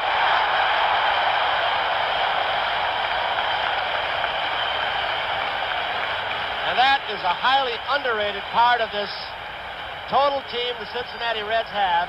Morgan to Concepcion. We've said it before, but they just might be the best all-around ever to play the game around second base, and that takes in a lot of territory. They talk about the Reds' power. They set a major league record this year. They played 15 consecutive games without making an error. They had the fewest errors in their league. So they do it both ways, what you have to do in any sport to win. Here's Bernie Carbo batting for Reggie Cleveland, and this is somewhat of a homecoming of sorts, and he hits one well back into left field. Foster looking, and it's out of here. That's a typical Carbo home run to the opposite field. He thought it was a ground rule double. He thought it bounced, did he? Come on, Bernie. He hit his home runs at Crosley Field when he first came up. We know you're excited. You know, he came out yesterday at the workout and stirred up a little controversy. He thought that he should be playing back here in Cincinnati, that Yastrzemski should go back to first base. He should be in left field. Yaz got a little bit irritated, we understand, with it. There's Foster going back. Marty Brenneman pointed out that yellow line as he went around the park early in the game, just barely made it. He really has power to the opposite field for a left-hander. Here comes Sparky Anderson again. He's wearing out a path from the dugout to the mound, and he's going to bring on the left-hander McEnany, apparently, to pitch to the left-handed batting Cecil Cooper. Kurt, you know, it's amazing. We had 2 games in Boston. They talked about the Green Monster, no home runs, and now look what's happened here tonight. Well, that wind, I guess I talked a lot about it over the weekend, but I've seen so many times with that east wind, and that's where Johnny Bench we may look back. We don't know what's going to happen. And here are the Red Sox getting back into this one. Johnny Bench showed me something Sunday. With that wind blowing in against him, he went to the opposite field instead of trying to hit the wall. That was smart hitting. We have a break in the action. Another pitching change for the Reds, and the score right now is Cincinnati 5 and Boston 3. Number 1, Bernie Carbo. In the 7th, Bernie Carbo was sent up to pinch hit with the score 5-2. Clay Carroll is the pitcher. And there she goes. And there goes Clay Carroll. You think he was upset? Well, there you got a look at 23-year-old Will McEnany, 5-2 on the year for Cincinnati, and he led this club in appearances, coming out of the Reds bullpen a total of 70 times. He'll be working to the left-handed batting Cooper with 2 down. The pitch to him swung on, a jam job that he bloops into shallow left center, and that's the inning. For the Boston Red Sox in the 7th inning, they got a run on a couple of hits, the home run by Bernie Carbo. And at the end of 6 1/2, it's the Reds 5 and the Red Sox 3.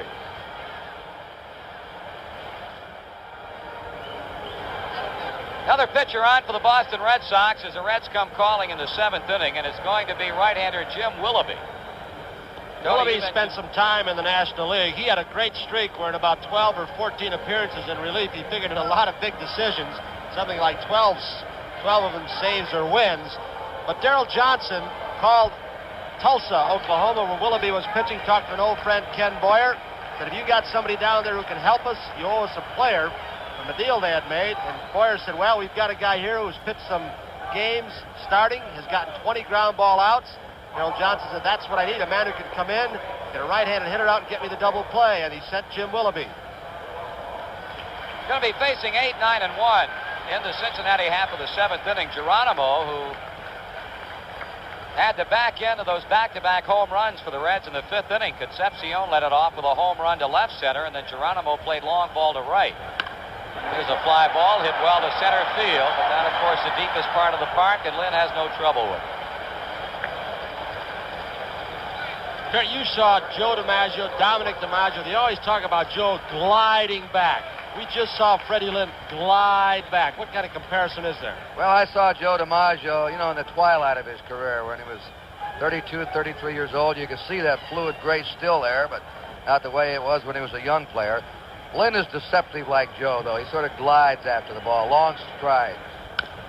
There's a chopper over the mound. That's going to be played by Doyle back at second, and the ball is mishandled by Cooper.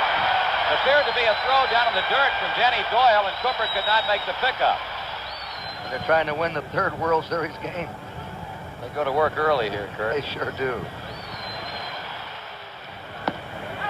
Comes with a fastball, and Well, McEnany had Lynn down 0-2. It's now 2 balls and 2 strikes as Will requests and gets a new baseball. On deck for the Boston Red Sox, third baseman Rico Petrocelli. He'll be followed by the right fielder Dwight Evans. Now the 2-2 pitch. Strike 3 is called. That was a drop. Very sharp breaking curveball. That gets Lynn. He had no chance on that. Perfect spot. Watch it. He's just overmatched on that pitch. You can see him start pulling out, pulling away, looking for something inside. Great pitch. McEnany and Eastwick remind me a lot of Mossy and Narleski in the 50s when they came up with Cleveland. Here's a base hit to center field by Rico Petrocelli, who continues to swing a very, very potent bat for the Red Sox in this series. Now we got the tying run coming up with a left-hander to face a right-hander. Comes Sparky. We pause briefly for station identification. This is the NBC television network. Sparky Anderson, a busy man going from dugout to pitcher's mound tonight, is once again sending down the call, and this time it's going to be right-hander Raleigh Eastwick. McEnany giving up a one-out single to center by Rico Petrocelli, and as Tony mentioned, that brings a tie and run to the plate. Batter will be Dwight Evans when we get back to the action. Now pitching to Cincinnati, number 37, Will McEnany. Petrocelli singles the center. And Sparky Anderson lives up to his nickname of Captain Hook, and he brings in his 5th pitcher of the game, Raleigh Eastwick. Sparky Anderson trying to get a very, very emphatic point across to Raleigh Eastwick, and this young man, having won a game already, the Sunday game at Fenway, now comes on to try and save this one.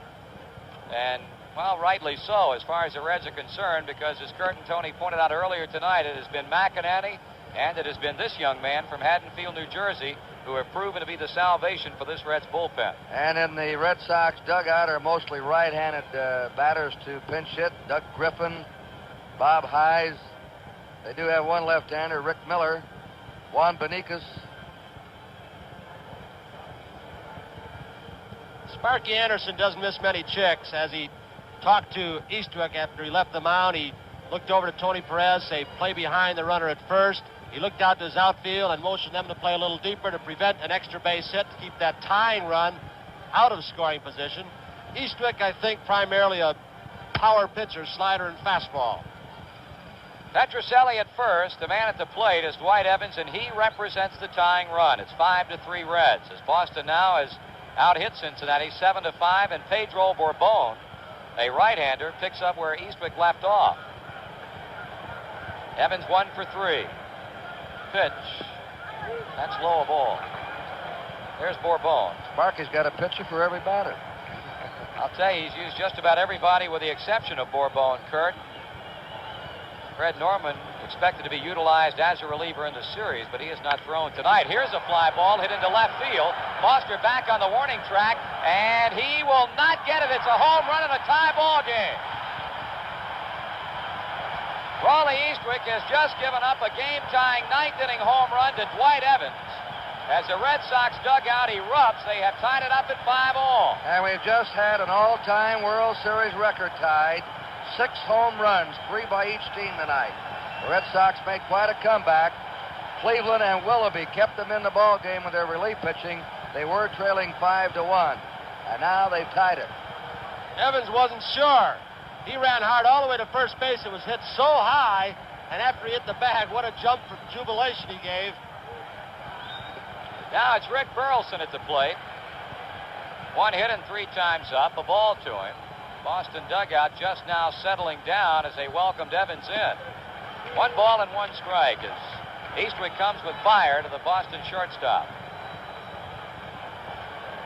That was a clutch home run right there, folks. Foster still thought he had a chance as we look at Dwight Evans' home run again. There he gives up. A little despair as he presses that wall. 2 runs across for the Red Sox to tie it up. Here's a fly ball into shallow center. Morgan back. He cannot get it. Morgan trying to play it all the way, ranging back into shallow center field, but Burleson dumps it in. And now the Red Sox have the go-ahead run on. And the pitcher, Jim Willoughby, getting a word as he heads toward the plate from third base coach Don Zimmer. The Red Sox getting a 2-run homer from Evans to tie it up, and now trying to get the go-ahead run around. Burleson at first base, 1 out. The 1-0 to Willoughby. Bunt at first base side. It's a good one. Tony Perez will have to throw on to Morgan covering for the out on a sacrifice bunt as Willoughby does his job. Look at Pete Rose on that last bunt. By the time the bat is on the ball, he's 10 feet away from Willoughby, the pitcher. Willoughby with an exceptional bunt on this artificial surface. Now look at Johnny say, knock it down. You can see him directing traffic back at home plate. Raleigh Eastwick and the Reds involved in a pressure cooker situation as Roger Moret goes back to begin throwing in the Red Sox bullpen. 5-5 tie. Go-ahead run at second base in the 9th inning with 2 out. And Cooper with a pop-up back of the plate, but Bench will not have a play on it. Low and inside. 1 ball and a strike. Cooper with a foul back. Another foul ball as Eastwick continues to throw strikes, and Cooper fouls him away. Holding count, a ball and 2 strikes. 1-2 pitch. Swung on. Fly ball, shallow center. Geronimo. He's got it. The side retired. A 9th inning that ties it up for the Red Sox. 2 runs on 3 hits with a man left on. We go to the bottom of the 9th. Reds 5, Boston 5. 24, Dwight Evans. And there she goes, over the left field wall. A home run, and the game is tied at 5-5. Foster is unhappy.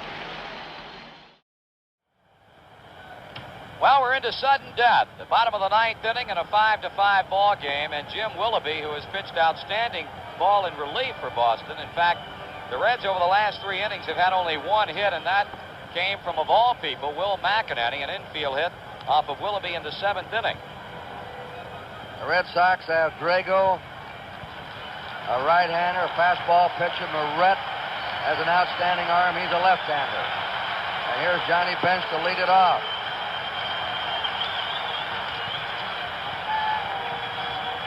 There you see in the upper right-hand corner of your screen, Johnny's wife, Vicki, along with her parents, as Johnny leads off the 9th inning. He's had 1 of the 3 Cincinnati home runs, a blast-off starter, Wick Rise, in the 4th inning with a man on.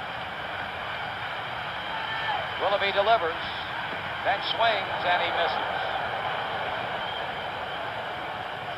Still has 2 more, Mom.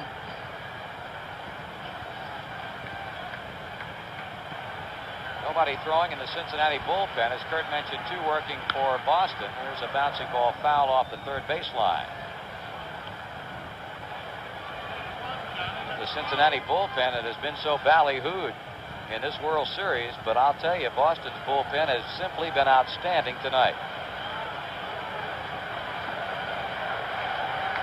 0-2, Jim Willoughby against Johnny Bench. Ground ball third. There's Petrocelli eating it up.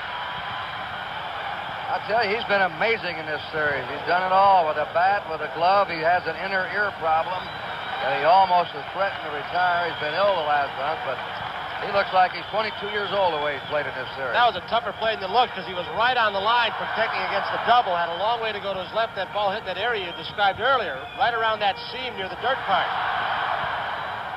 Here's a guy who can hit him a long way, George Foster. 23 home runs during the season, hitless and 2 times up tonight, has walked. Strike 1. We know Willoughby so far has had it because they're hitting the ball on the ground. Only 1 man has hit the ball in the air against him. He's got that sinker ball. They're beating it down. Burleson will play it from deep in the hole at shortstop. And a nice play by Cecil Cooper as he saw that ball was going to take a hop, backed up, but still stayed on the bag to make the play on it and retire Foster. He's got a good arm. Luckily, he had the artificial surface to skip the ball off. Cooper makes a super play, backing off on the ball. Had he stretched, he'd gotten a funny hop. Burleson usually will throw you out on a fly on that one. He has a very deceiving arm, strong arm, the little rooster. Jim Willoughby an out away from sending this game into extra innings. He has retired Bench and Foster on ground balls to the left side, and here's Concepcion. He homered in the 5th inning. Ground ball, easy pop for Petrocelli, and that's all for the Reds as they go out meekly, 1, 2, 3 in the 9th inning. 3 up, 3 down, and at the end of 9 complete, it's the Reds 5 and the Red Sox 5. It appeared in the 5th inning that the Reds were going to bomb the Red Sox out of Riverfront Stadium when they took a 5-1 lead. They had back-to-back homers by Concepcion and Geronimo to increase their lead to 4-1. And then Rose hit a triple off Rick Wise. He came in to score on a sacrifice fly by Morgan to make it 5-1.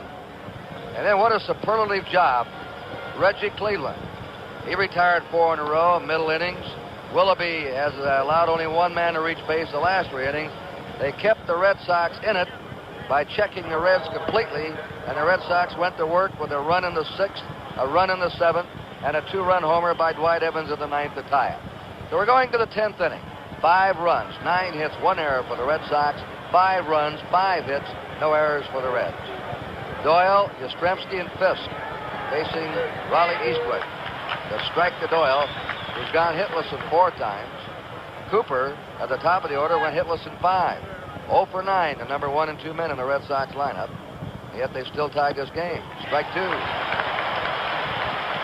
And Yastrzemski's failed to hit. The hitting by the Red Sox has been down at the bottom of the order. 2 strikes.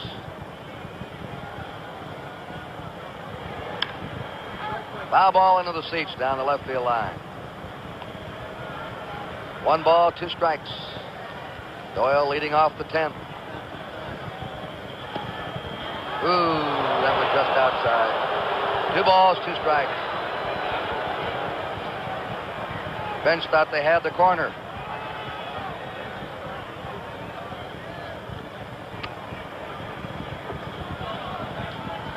A 2-2 pitch to Denny Doyle. 3-2.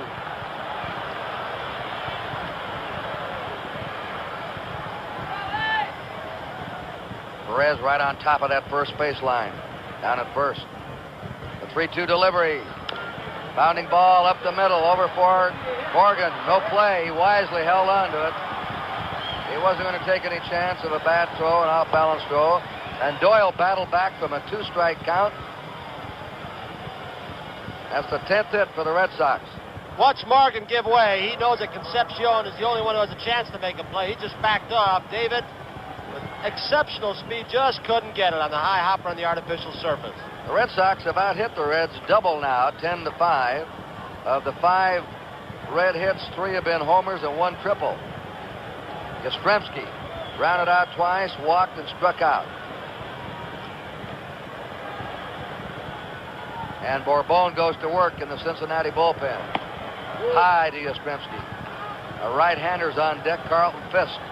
We're all tied, 5 up, 10th inning.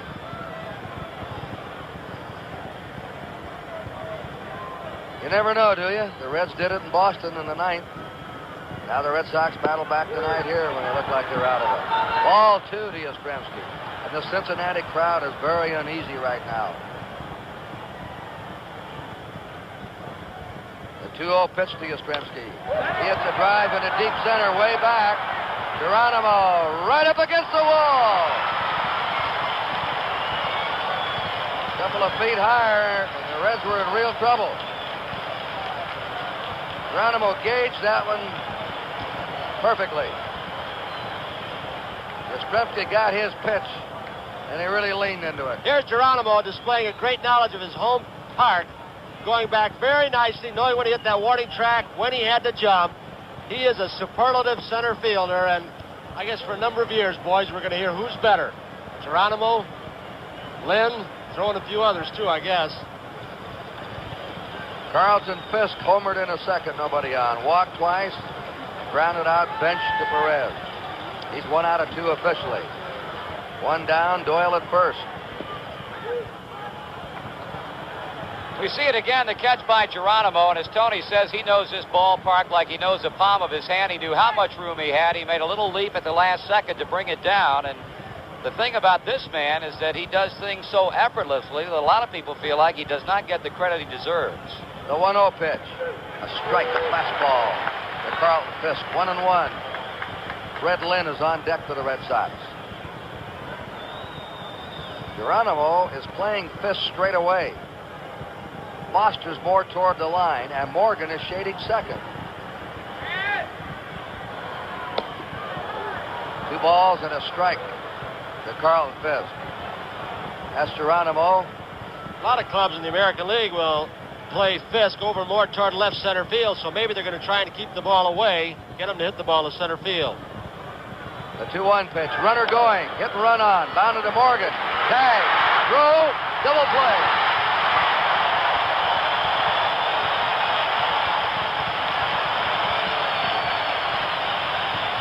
The great part about this is that Morgan does not allow himself to get in the way of Doyle where he could have gotten upset and would not have been able to make that last throw to get the front end of that double play. Here it is again as the batter Fisk hits the ball on the ground and perfectly played as the runner goes. Morgan was heading toward the bag. He fielded the ball, tagged the runner sliding Doyle, and got the easy double play of Fisk at first base. Cesar Geronimo will start it off for Cincinnati in the last of the 10th inning. Give him a good hand for the catch. Sit and watch ball games year after year. Terry Crowley coming out on deck, left-handed batter. Bounce foul. How many times when that player makes a great play in the field does he come in to lead off the inning? A left-handed pinch hitter, Crowley, will be up next. Cincinnati trying to get that rhythmic clap going for a rally. They had a 5-1 lead at one time. There's a strike in the inside corner. And Willoughby jumps ahead of him 0-2. Drago and Moret, right-hander, left-hander, all heated up and ready in the Boston bullpen. They're deep for Geronimo. Willoughby just missing. Drago, the right-hander, Moret, the left-hander.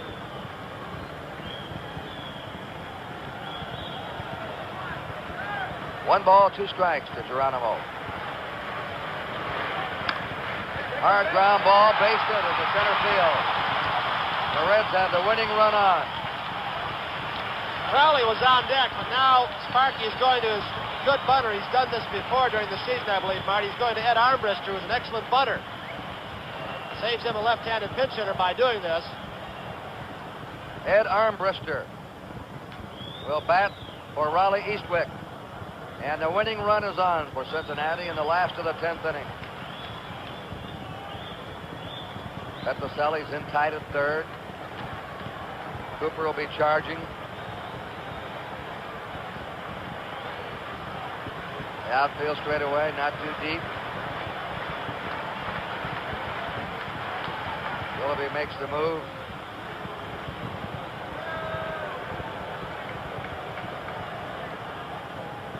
Had 3 steals tonight by the Reds.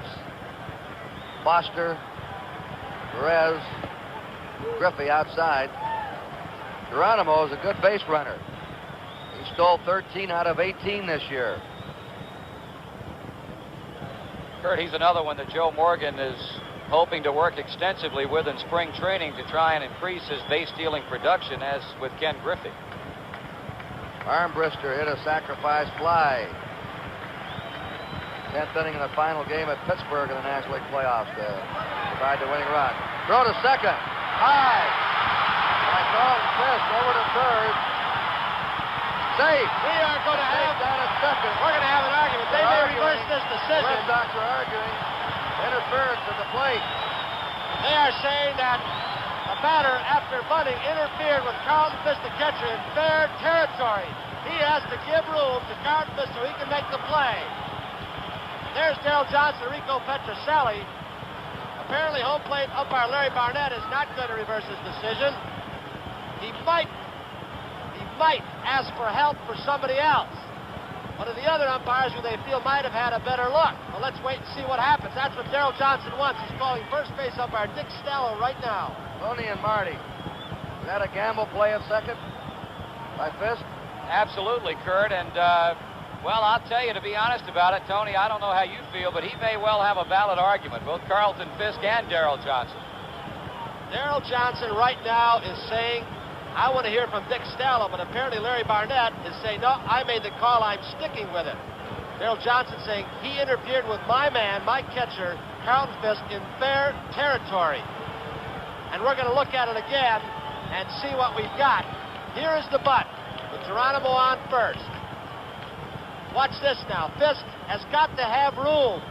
Armbruster right in his way. I have got to say right there, he interfered with him. I'd agree with you, Tony. Let's look at it again as we re-rack it. Darrell Johnson still wants an appeal to Stella or somebody else. Barnett saying, I made the call. It's going to stand as it is. Runners on second and third. Nobody out. Right now, things look pretty hopeless. Here it is again. Armbruster making sure the butt is down right. He is in Fisk's way. Barnett is blocked out on the play. You can see he was blocked by Armbruster. Boy, that's Fisk hot. I don't blame him. After you saw him had to throw over the batter, he knew a fast man was going, and he still tried to get him at second base. The throw skipped into center field. Kurt, a big break for Cincinnati in a play that is destined to go down as a very, very controversial call on the part of Larry Barnett. And an error has been charged to Fisk. He's made 2 errors in this game. On throws to second. And now comes the most talked about play of the series. Pinch hitter Ed Armbruster bunts. Catcher Fisk moves for the ball. His throw goes into center field. The runners move to second and third, and here comes Red Sox manager Darrell Johnson. The man ran into him in the thing. He was interfering, and you went to call it. You tell me what you were calling, man, when he did it. On a play like that, I'm telling you, the man interfered with that man on the play. I'm telling you, I want to see a man down here. Come here.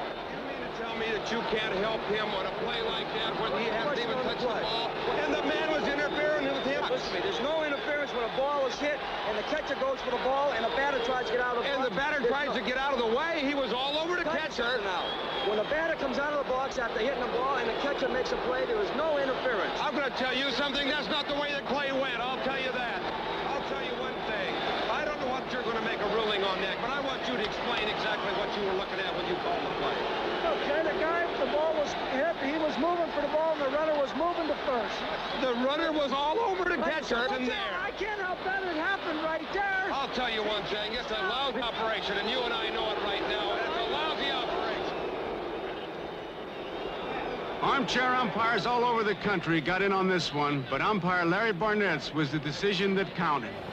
Here's another angle, Tony. Here's another angle. Watch Fisk, watch Armbruster.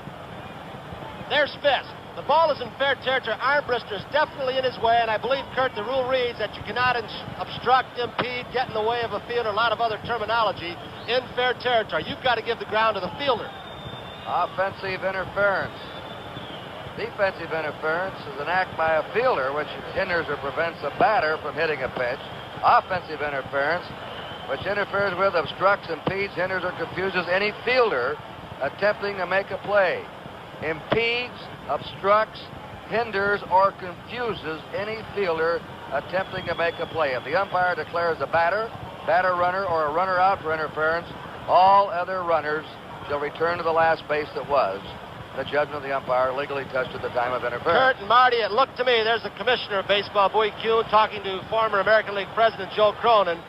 Hank Aaron right behind the commissioner, but it appeared to me that Armbruster did 3 or 4 of those things: interfere, impede, obstruct, call it what you want, but he was in the way. Hank Aaron wasn't getting into the comment. He says let him play ball. Well, this changes the whole strategy now.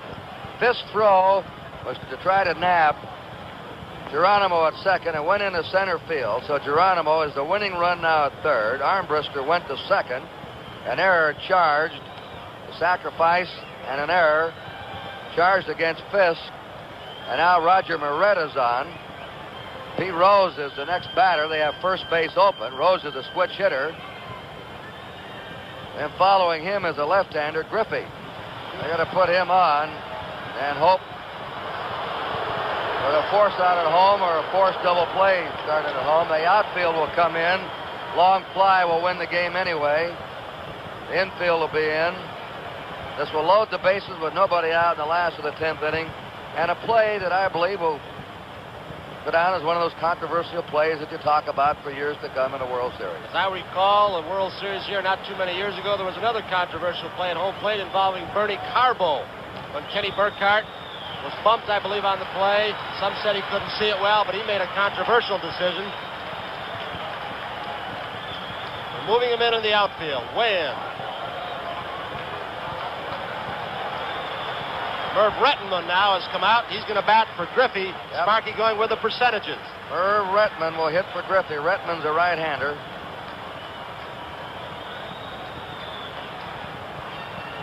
The outfield very, very shallow. All Rettenman's got to do is do something. The Red Sox now will try and choke off Geronimo at the plate. 5-5, last of the 10th inning.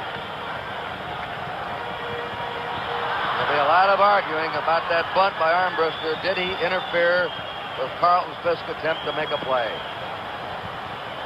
That's what the Red Sox were arguing about. That Fisk was interfered with. Barrett fires a strike. He's a strikeout pitcher. He's got great stuff. He's never been in a tougher jam than this with bases loaded, nobody out. Last of the 10th inning, World Series game number 3. The Reds at one time leading 5-1. Red Sox came back to tie it on Dwight Evans' homer in the 9th. Strike 2 to Merv Rettenman. Now the 2-strike pitch. Just a piece of it by Rettenman. He won some big ball games in July and August with that fastball. Here's the pitch. He tried to blow it by Rettenman high and tight. Just got a piece of it. Then after that pitch, a conference on the mound. Moret and Fisk, as we look at Sparky, looking over who Darrell Johnson's got left, and a little scouting report also. He's got the book, huh? Moret's only 26, just turned 26. He's going over the hitters, it looked like, with Eastwick, in case they have to go back out there. The 2-strike delivery to Merv Rettenman. High and away. The infield in, the outfield in. Bases are loaded, nobody out for the Reds in the last of the 10th. Geronimo started with a single. Armbruster trying to bunt. Fisk trying to field the bunt.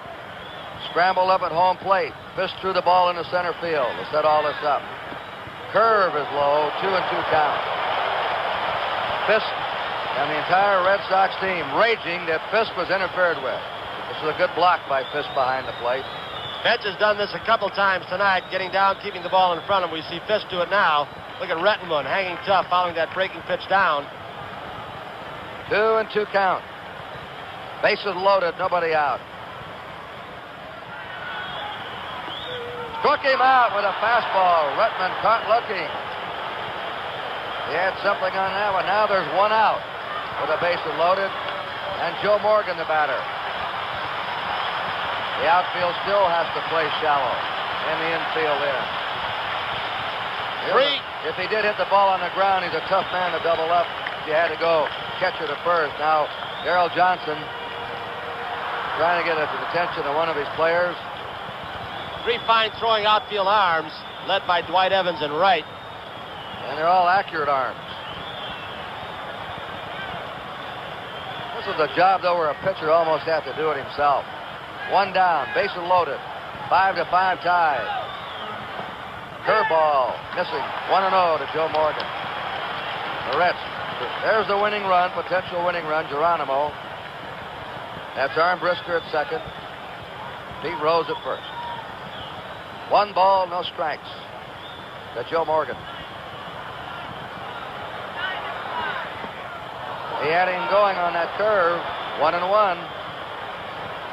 I think Joe said, hey, that was quite a curveball. Scouting report didn't tell me about that one. He's noted for his fastball.